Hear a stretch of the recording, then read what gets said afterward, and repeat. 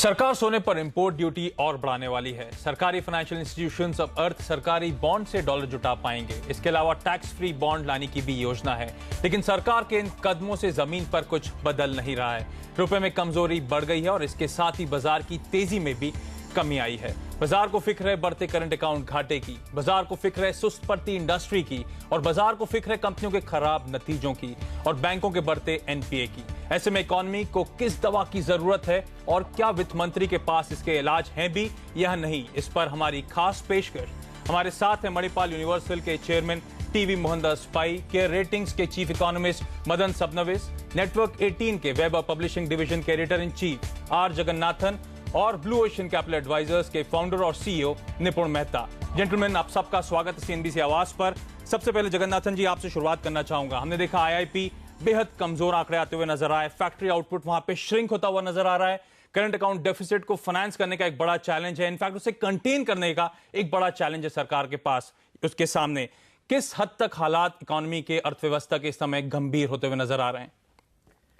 ये आज गंभीर नहीं हो रहा है, ये 2 साल 3 साल पहले का बात है, तब से ये इकोनॉमी डाउन ट्रेंड पे है। आप देखें तो ग्रोथ ट्रैजेक्टरी पिछले 7-8 क्वार्टर से कम होते जा रहा है। इसलिए ये सिर्फ आज का नतीजा नहीं है, ये 4 साल आपने कुछ डिसाइड नहीं किया, उसका ये एक्यूमुलेटेड नतीजा है। अभी कैड इस साल का प्रॉब्लम नहीं है, कैड का प्रॉब्लम 4 साल पहले सबको दिख रहा था, साफ दिखाई दे रहा था। रिजर्व बैंक ने बार बार कहा था, आपने कुछ नहीं कहा, कुछ नहीं किया। अभी 6 महीने पहले आपने एक्शन लेना शुरू किया, इसलिए आप 6 महीने के अंदर कैड प्रॉब्लम सॉल्व नहीं कर सकते हैं, इसलिए उसको और 1-2 साल तो लगेंगे जब तक वो स्लो डाउन उसको सॉर्ट आउट कर रहा है। दूसरा बहुत है, मेन प्रॉब्लम क्या है कि आपने प्रोजेक्ट्स क्लियर नहीं किए 4-5 साल से। आपके स्कैम के कारण कोई ब्यूरोक्रेट कुछ फाइल क्लियर नहीं कर रहा है, इसलिए जो इन्वेस्टमेंट होना था वो नहीं हो रहा है। जब इन्वेस्टमेंट नहीं होगा तो इंडस्ट्रियल ग्रोथ कहाँ से बढ़ेगा? दूसरा, आपका इन्फ्लेशन प्रॉब्लम अभी 4 साल से 10% 9% पे चल रहा है।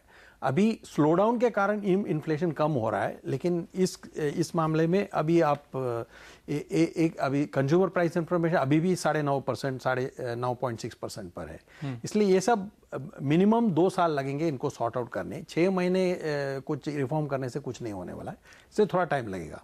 जब भी हम किसी भी सरकारी ऑफिशियल से बात करते हैं, उनका कहना होता है कि जो प्रॉब्लम है भारतीय अर्थव्यवस्था की, कहा जाता है वो इंपोर्टेड है, ना कि डोमेस्टिक इकोनॉमी की। किस हद तक सच्चाई है इस बात पे, और किस हद तक डोमेस्टिक इकोनॉमी की भी परेशानियां हैं? ये तो सिंपल मामला है। जब आज सुबह का पेपर में कहा है कि कुमार मंगलम बिरला $1 बिलियन का इन्वेस्ट नॉर्थ अमेरिका में करना चाहते हैं, वो $1 बिलियन इंडिया में क्यों नहीं करते? 1 बिलियन डॉलर जब है उनके पास, वो वहाँ क्यों जा रहे हैं? इसलिए कि यहाँ नहीं करना चाहते हैं। उसके पहले आपने देखा अपोलो टायर्स कहा था कि वो यूरोप में इन्वेस्ट करेंगे, और उसके पहले सिप्ला के मैनेजिंग डायरेक्टर ने कहा कि हम भी बाहर जाएंगे, इंडिया का क्लाइमेट ठीक नहीं है। जब लोग यहाँ नहीं इन्वेस्ट कर रहे हैं और बाहर जा रहे हैं, तो अब यहाँ का सुविधा अर्थव्यवस्था कैसे इंप्रूव होगा? तो पई साहब, इसका मतलब क्या सरकार का जो इनएक्शन है उसके चलते भी हम दिक्कतों में और फंसते जा रहे हैं और दिक्कतें घिराती जा रही हैं? हाँ, वही है। मैं समझता हूं कि सरकार जो कह रही है, जो कर रही है, उसमें बहुत बड़ा गैप है। जैसे जगन्नाथ जी ने कहा, पहले तो इन्वेस्टर कॉन्फिडेंस नहीं है भारत में, इन्वेस्टर कॉन्फिडेंस लोकल एंटरप्रेन्योर्स में नहीं है, तो बाहर से कौन आकर इधर इन्वेस्ट करेगा? जो भी पॉलिसी उन्होंने किया है, रिटेल में उन्होंने पॉलिसी किया है और एफडीआई में पॉलिसी चेंज किया है, हर पॉलिसी में उन्होंने ऐसी कंडीशन डाली है कि किसको भी आने में मुश्किल हो जाएगा। पॉलिसी तो ठीक है, लेकिन वो अगर वो अग्रीमेंट देखेंगे तो बहुत एडिशनल क्वालिटीज है। और टैक्स में भी उन्होंने बहुत कुछ बुरी काम किया है। 1,50,000 करोड़ का ट्रांसफर प्राइसिंग डिमांड रेज किया है 3 साल में, और ऐसी ट्रांसफर प्राइसिंग डिमांड रेज किया है कि जिन्होंने इन्वेस्टमेंट किया, जैसे शेल ने किया, उस पर इन्वेस्टमेंट वैल्यूएशन पर टैक्स डिमांड किया है। अगर आप ऐसा करेंगे तो किसको कॉन्फिडेंस होगा कि भारत में इन्वेस्टमेंट करने के लिए? अगर वो टैक्स के बारे में ठीक नहीं करेंगे, अगर वो कंडीशंस रिड्यूस नहीं करेंगे, अगर लोकल एंटरप्रेन्योर्स में कॉन्फिडेंस नहीं आएगा, तो बाहर से कोई इधर इन्वेस्टमेंट नहीं करेगा। जो कुछ वो करे वो तो बैंडेड है। ये तो 10 बिलियन 11 बिलियन हम रेज करेंगे, बोरो करेंगे, गोल्ड को ये करेंगे, ये सभी बैंडेड है। इंडस्ट्रियल ग्रोथ होना है, इन्वेस्टमेंट होना है, तो कार्ड का प्रॉब्लम कुछ कम होगा। तो मतलब सरकार पे दारोमदार है। मदन सबनविस साहब, आपसे जानना चाहूंगा, हम आमतौर पर एक्सपेक्ट करते हैं कि आरबीआई की तरफ से कुछ ठोस कदम उठाए जाएंगे इस करंट सिचुएशन में। क्या आरबीआई के पास बेहद लिमिटेड फायर पावर नहीं है, किस हद तक मजबूर है वो आरबीआई इस सिचुएशन को टैकल करने के लिए? नहीं, यहाँ पे दो चीज़ है कि फर्स्ट थिंग इज दैट अगर आप आरबीआई की सिचुएशन देखेंगे, उनका प्रायोरिटी यही होगा कि एक्सचेंज रेट को स्टेबलाइज करने के लिए। See unless the exchange rate is stabilize, I don't think we can look at the usual thing of growth versus inflation, जो पहले जो ट्रेड ऑफ जो हम बोल रहे थे। और अभी की जो स्थिति है, हम देख रहे हैं कि आरबीआई और गवर्नमेंट ऑफ इंडिया ने दोनों ने कई सारे मेजर्स को इम्प्लीमेंट किए हैं जिससे कि रुपी को स्टेबलाइज करने के लिए, जो फंडामेंटल्स को इफेक्ट करते हैं। And I think to very large extent there has been some kind of success which we have gotten। जैसे कि आज का ट्रेड नंबर्स जो आया है उससे हमें ये साफ दिखाई देता है कि जो गोल्ड का इंपोर्ट जो है वो कम हो गया है और हमारा ट्रेड डेफिसिट में भी थोड़ा इम्प्रूवमेंट हुआ है। लेकिन जो फॉरेन सेंटिमेंट जो है वो तो अभी तो रहेगा भी, जो भी वो क्वांटिटेटिव ईजिंग के बारे में हम बात कर रहे हैं पिछले 2-3 महीने से। And I think until that particular picture is clear, I think the RBI will have to live with this situation of trying to control the rupee. तो जो भी मेजर्स जो होगा, will the government try and lower increase the duties on non essentials. अगर हम कोई sovereign bond का use करेंगे, that is still uncertain, but I think we will have to take certain measures to control the rupee. उसी only once the rupee is controlled, only then will the RBI's monetary policy action work। और अभी भी हम देख रहे हैं कि जो इन्फ्लेशन नंबर्स जो है, जो CPI नंबर अभी भी 9.6% आए हैं, and looks like that even your WPI inflation will come over 5%। तो जो स्कोप है रिजर्व बैंक ऑफ इंडिया को lowering interest rates, I think वो काफी लिमिटेड है। और दूसरी बात है कि we should not overstate the role of Reserve Bank of India in interest rates. It's only a facilitating factor. जो भी इकोनॉमिक एनवायरनमेंट है जो गवर्नमेंट की तरफ से है, जो इन्वेस्टमेंट एनवायरनमेंट है, वो भी सुधरना चाहिए। Only then will all these measures work. Just lowering interest rates at this particular point of time will not really work. जैसे कि हमने देखा है कि पिछले साल भी आरबीआई ने 125 बेसिस पॉइंट्स का रिपो रेट कट किया है, फिर भी we have not seen any kind of a growth in credit और in terms of growth. So we should not overstate the role of RBI. RBI definitely is a facilitator, लेकिन वो भी overall situation को देखना पड़ेगा before they actually lower interest rates. Nipun, situation काफी grim नजर आ रही है। क्या आप फिर यहां से देख रहे हैं कि केपेक्स में एक तगड़ा स्लो डाउन देखने को मिलेगा, डिमांड कमजोर होती हुई नजर आएगी, ज्यादा इंटरेस्ट कॉस्ट कंपनियों को भुगतान करना पड़ेगा, जॉब कट्स, डिफॉल्ट जो देखने को मिल रहे हैं? मैं जानना चाहता हूं कि आप फिर एज्यूम कर रहे हैं कि शायद एक सिस्टमिक रिस्क, एक सिस्टमिक क्रैक की तरफ हम धीरे धीरे बढ़ते हुए नजर आ रहे हैं? बिल्कुल। आई थिंक जिस हिसाब से जो स्टेटिस्टिक्स हमने आ जाते हुए देखे हैं, अगर फर्स्ट क्वार्टर का ओवरऑल आईआईपी फिगर टोटल देखें तो नेगेटिव आया हुआ है। बहुत ज़्यादा क्वार्टर्स के बाद, मुझे याद नहीं है कितने साल पहले शायद एक first quarter negative IIP growth आया हो।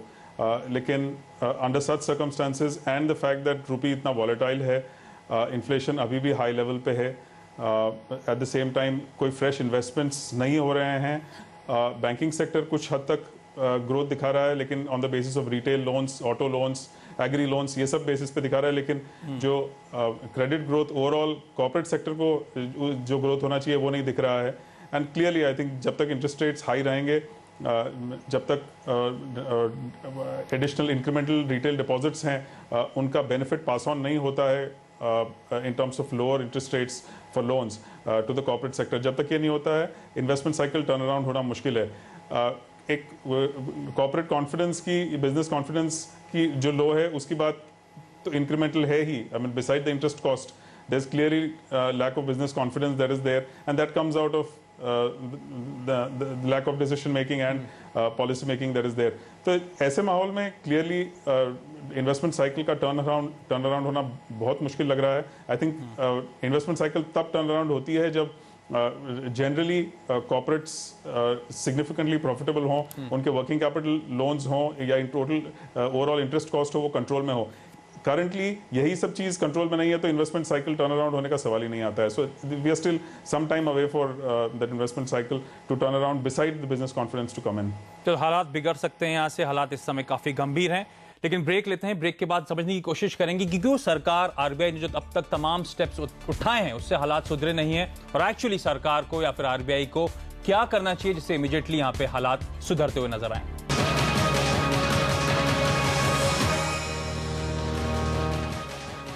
ब्रेक के बाद स्वागत है आपका हमारी खास पेशकश में और हमारे साथ तमाम गेस्ट मौजूद हैं। मोहनदास पै, निपुण मेहता, मदन सबनविस और आर जगन्नाथन।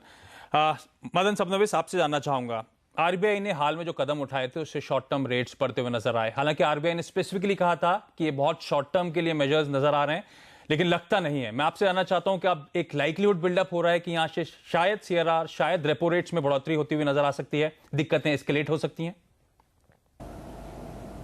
ना, हम ये दोनों चीजों को सेपरेट करना चाहिए। See in case the repo rate और the CRR has to be increase, ये तो पॉलिसी एक्शन होगा और मार्केट को यही सिग्नल मिलेगा कि RBI wants to tighten the rates. लेकिन अभी जो भी मेजर्स है they are been directed more towards the forex market.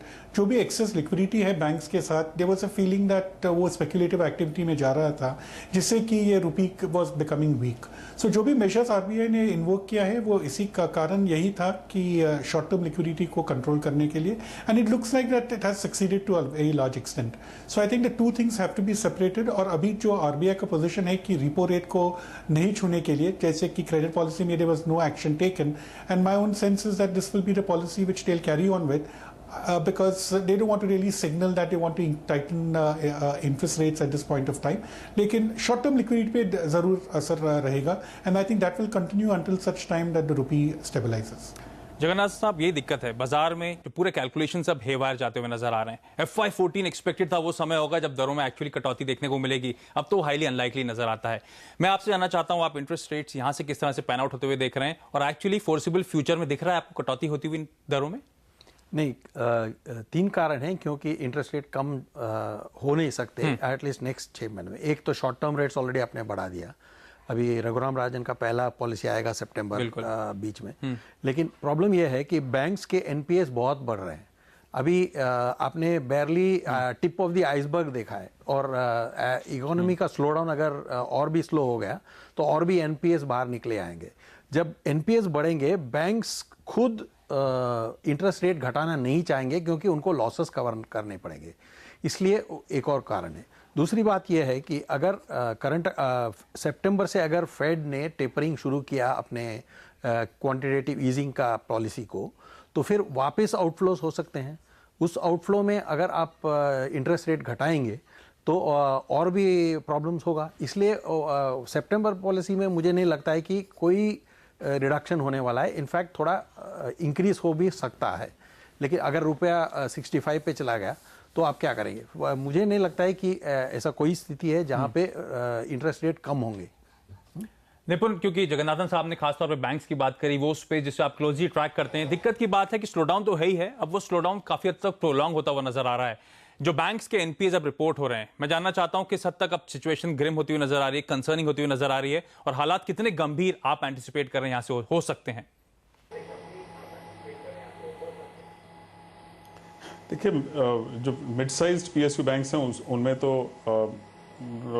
Virtually in a good portion of them, good percentage of them, situation काफ़ी ग्रिम है। हमने काफ़ी इंक्रीज इन प्रोविजंस देखा। आज हमने एसबीआई के प्रोविजनिंग भी देखा। I think overall it's clearly showing up. जो 2 या 3 क्वार्टर पहले शायद एक इंडिकेशन लग रहा था कि एक टर्न अराउंड प्रोविजनिंग में होने की संभावना है, वो एक क्लियरली टर्न डाउन हो रही है, टर्न अराउंड हो रही है। अगले कम से कम 2 या 3 क्वार्टर्स तक इसमें कोई विजिबिलिटी नहीं दिख रही है कि एक प्रोविजनिंग में कुछ स्लो डाउन होगा। I think clearly provisioning is likely to increase. Economic conditions जब तक इंप्रूव नहीं होती हैं, clearly corporate sector will keep buckling under profitability pressure, under high interest costs.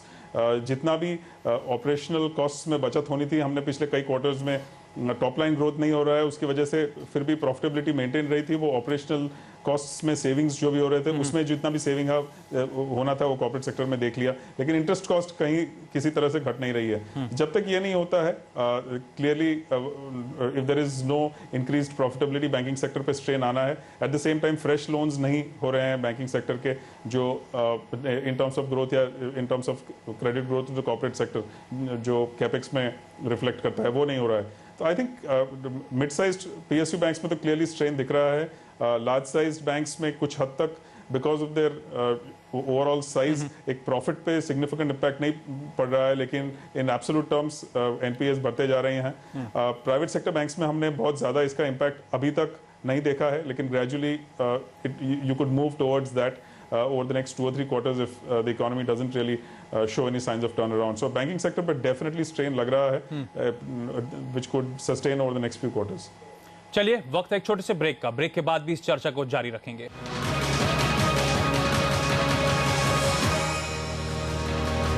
Break के बाद एक बार फिर से स्वागत है आपका और मोहनदास पई, निपुण मेहता, मदन सबनविस और आर जगन्नाथन हमारे साथ बने हुए हैं इस खास पेशकश में अर्थव्यवस्था पर। मदन, मैं आपसे जानना चाहूंगा, एफएम की तरफ से कई सारे स्टेटमेंट्स आए, लेकिन करंट अकाउंट डेफिसिट को कंटेन करने के लिए कोई खास कदम नहीं उठाती हुई नजर आ रही सरकार। आरबीआई ने स्टेप्स उठाए रुपए को थामने के लिए, वो भी थमता हुआ नजर नहीं आ रहा है। मैं जानता हूं क्या गलत हो रहा है, क्यों सरकार आरबीआई चूकती हुई नजर आ रही है? नहीं, ऐसा नहीं है। I think what the government and RBI doing और पीसमील रिफॉर्म्स, और जो भी कर रहे हैं वो एक ना एक बैलेंस ऑफ पेमेंट्स के आइटम को अटैक कर रहे हैं। जो अभी हमने देखा है कि the concentration was more on reducing the import of gold, और that has been quite successful. अभी जो आगे जो करना है, I think they will have to try and concentrate on increasing the import duty more on non essential goods. इसकी भी चर्चा हो रही है, and I have a feeling that the finance minister will probably do this thing, because the whole idea is imports को कम करना है, क्योंकि जैसे स्थिति है अभी, it's difficult for one to increase exports because global conditions are down. तो हमने देखा है कि नॉर्मली जो होता है कि जब भी डिप्रिसिएशन होता है, एक्सपोर्ट्स गेट एन एडवांटेज, लेकिन ये एडवांटेज हमने अभी तक देखा नहीं, which means that our exports are being driven more by global demand conditions which are now lacklustre. तो इसलिए जो भी फोकस है इंपोर्ट्स पे ही होना चाहिए। और दूसरी बात है कि जो कैपिटल फ्लोज पे है, जैसे ECBs, FDI, FIIs, उस पर ध्यान रखना चाहिए। जगन्नाथन साहब, आपसे जानना चाहूंगा, क्या कोई ठोस कदम है जिससे अर्थव्यवस्था के हालात सुधारे जा सकते हैं? एज्यूम करें FY14 तो गया और शायद डाउनग्रेड जल्दी आते हुए नजर आएंगे।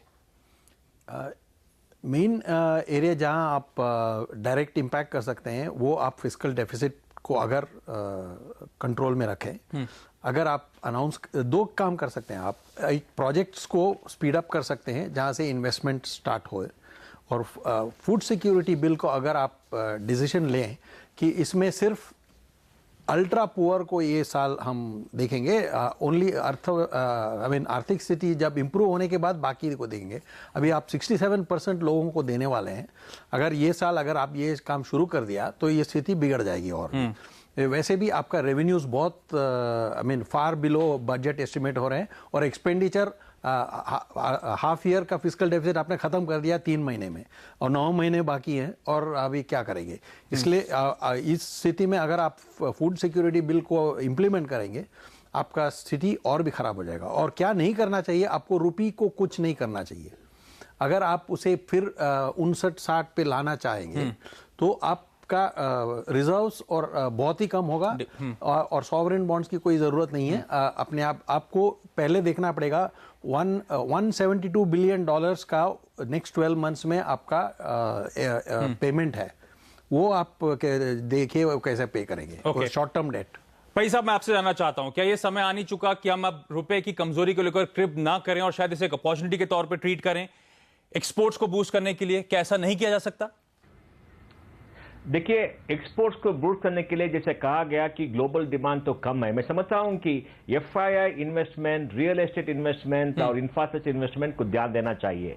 FIIs के लिए अभी भी वो टैक्सेशन जो पॉलिसी था कि अगर वो स्टॉक्स को सेल करे, वो बिजनेस इनकम नहीं होना है, उसके बारे में क्लैरिफिकेशन देना है। वो मॉरिशस के बारे में सरकार को कहना है कि जिन्होंने मॉरिशस से इन्वेस्ट किया उसको हम हाथ नहीं डालेंगे, उसको एक अन्य कोकल देना है। और रेट्रोस्पेक्टिव अमेंडमेंट ऑफ टैक्स जो अभी आया था, उसको क्लैरिफाई करना है कि हम रेट्रोस्पेक्टिव अमेंड नहीं करेंगे। देखिए, 1 साल पहले जुलाई में मैं सियाटल में था, पेंशन फंड मैनेजर्स के साथ एक प्रेजेंटेशन कर रहा था। उस रूम में लोग थे जिनके पास इन्वेस्टमेंट था $12 ट्रिलियन।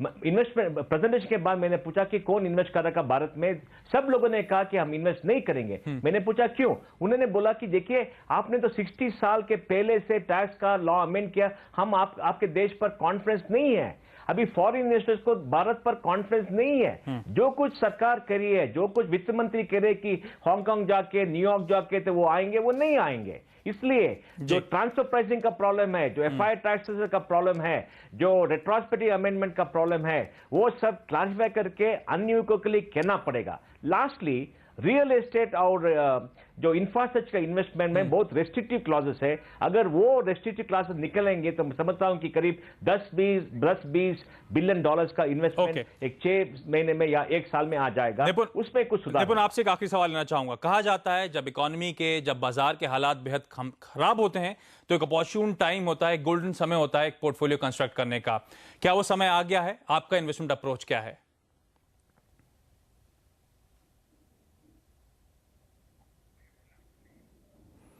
चलिए, निपुण से हमारा संपर्क नहीं बन पा रहा है, लेकिन बातचीत से निकल के आया है कि हालात इस समय वाकई काफी गंभीर हैं और ये हालात यहां से और गंभीर और खराब होते हुए नजर आ सकते हैं। सरकार को जरूरत है कुछ ठोस बड़े कदम उठाने की और भरोसा वापस लौटाने की, वो सबसे अहम इंपॉर्टेंस है। जेंटलमैन, आप सबका बहुत बहुत धन्यवाद सीएनबीसी आवाज के लिए आज वक्त निकालने के लिए और इस खास पेशकश में हमारे साथ जुड़ने के लिए। लेकिन आप सब बने रहिए सीएनबीसी आवाज के साथ। नमस्कार।